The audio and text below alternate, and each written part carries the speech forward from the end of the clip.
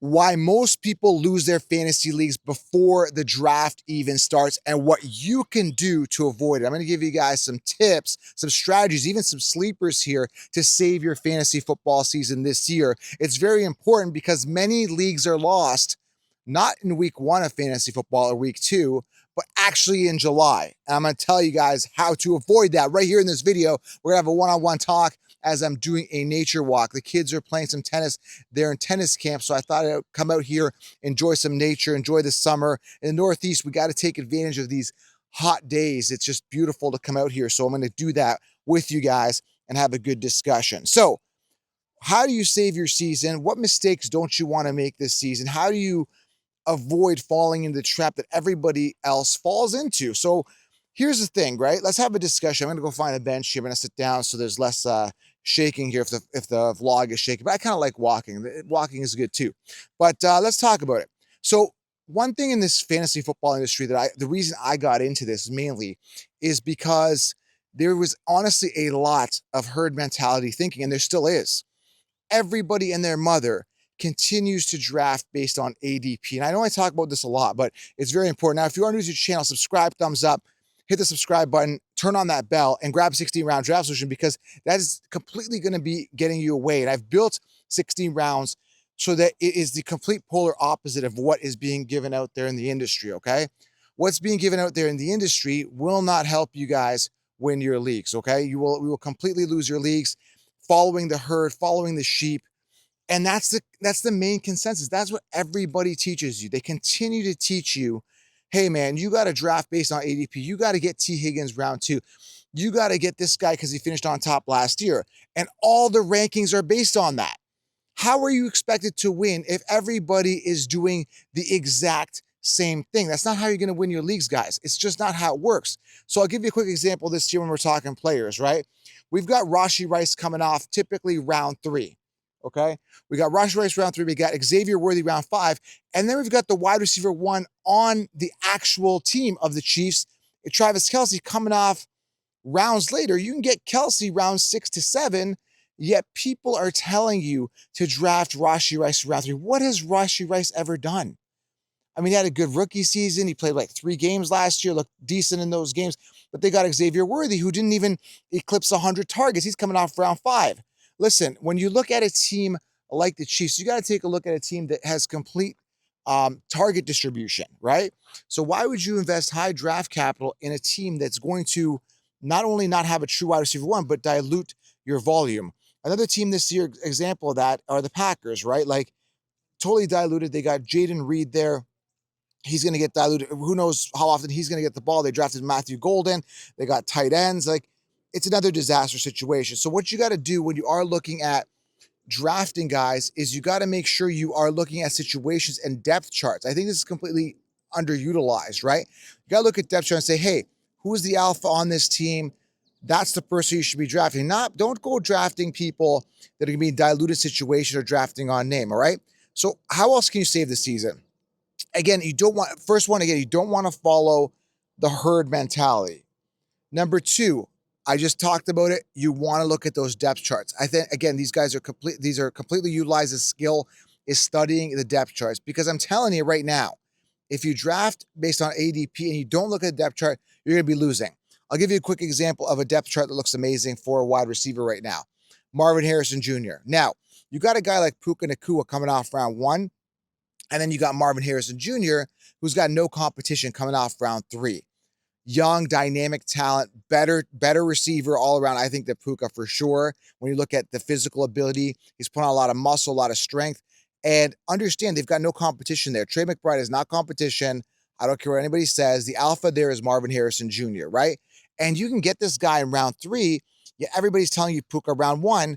We have a guy like Matt Stafford throwing the ball. Now, I'm not saying Kyler Murray's amazing, but what I'm saying is Stafford's throwing the ball, and he maxes out at about 20 touchdowns, dude, like 20, 25 touchdowns. He hasn't had a 41 touchdown season for years, and he's been on the regression when you look at the touchdowns, but that's not here nor there. Stafford is one thing, but then you look at Devontae Adams being there, who's always been the alpha. Who's to say that he takes the backseat to Puka? And you got the injury history with Puka. You got to take a look at a guy like Marvin Harrison. You get a 2-round discount with less competition. Is that to say that Marvin Harrison is going to beat Puka in fantasy points? If Puka's healthy, you never know, right? But what I'm saying is you get a more upside player with less competition, and you get him 2 rounds later than Puka Nacua, right? You don't have to worry and contend with Devontae Adams, all right? So you got to take a look at that. That's very important. The third thing that people don't look at is trends, okay? This is very, very important. You definitely want to listen into this part. You got to get a sense, and if you don't have a sense for it, make sure you grab the 16-round draft solution, because I have like a spidey sense for this thing. Grab it below. We're going to give you all the optimal players, sleepers, breakouts, the ironclad roster. But let's talk about having a sense for players' trends, right? Are they trending up? Are they trending down? I can't express to you how crucial this is in your success for fantasy football. Now, if you got a player, for example, Saquon Barkley, all right, amazing, amazing talent, right? But is he trending up this year? Is he trending down? Well, how do you trend up coming off a 2,000-yard rushing season, Super Bowl win, Madden cover? You don't really trend up after a pinnacle year like that. So when I look at a guy like Saquon Barkley, he's maxed out. He was maxed out last year in all metrics, statistically, team-wise, absolutely crushed it. In fact, I'm hearing the team is actually saying that they want to lighten his load, essentially, right? Getting more players involved, and I don't know, man. And the fact that you got to pay like a top 3 pick for the guy, I'm looking elsewhere because I know he's trending down. How much is he trending down? Some people always say this, have this argument all the time. Well, Joe, he had 2,000 yards. If he has 1,800 yards, I'm okay with that. Well, sometimes they just get hurt, like Cooper Kupp. Remember that? Like Cooper Kupp came off this astronomical year. I'm like, dude, Cooper Kupp's not going to do that again. And then Cooper Kupp busts. Even like CMC last year, right? Pinnacle year, bust. And it always happens. Michael Thomas, if you guys remember years ago, I think it was 2018, everyone was on the Michael Thomas train. How'd that work out for you?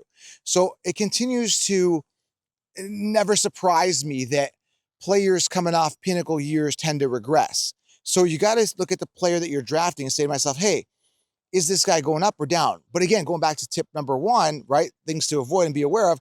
People just draft on ADP regardless. They're just going to draft him. He's there. They're going to go T. Higgins round 2, right? Just because he's there.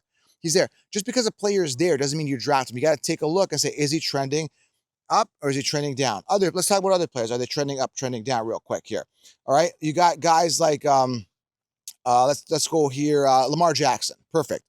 Is he trending up or trending down? Well, if you look at him historically, he had one of, if not the best career years of his entire life. 41 touchdowns, 4 interceptions. That's unheard of for a rushing quarterback, especially a guy like Lamar Jackson, who's never hit those numbers before. So I definitely see and definitely want to factor in a major regression for him because, again, just such an amazing year. It's just I don't see that happening again. So that's another guy trending up, 100% trending down. And I can go on, give you examples of other players, and their age plays a factor, and coming off pinnacle years and coaching changes. Another example last year was Sam Laporta coming off that astronomical year. Like, I liked him when he was coming off round 10 when I told you to draft him, but then drafting him in round 2 last year, he busted, right? Ladd McConkey, regression player. He was a beneficiary. There's no one else there. Different offense. They got Hampton now. They got, out of the backfield, more receptions. And they also have a true X receiver in Trey Harris. So it's about seeing trends, yet people don't see this, and they'll continue to just draft. Hey, he's available. Ladd McConkey round 2 because everybody else is saying that. It's not how you're going to win your league, all right? If you want to win your league, if you want direct access, I do private coaching. I've linked it below. Grab 16 rounds. I've linked it below. It'll put you light years ahead of the sheep because nobody's on this wavelength. Nobody's thinking like this.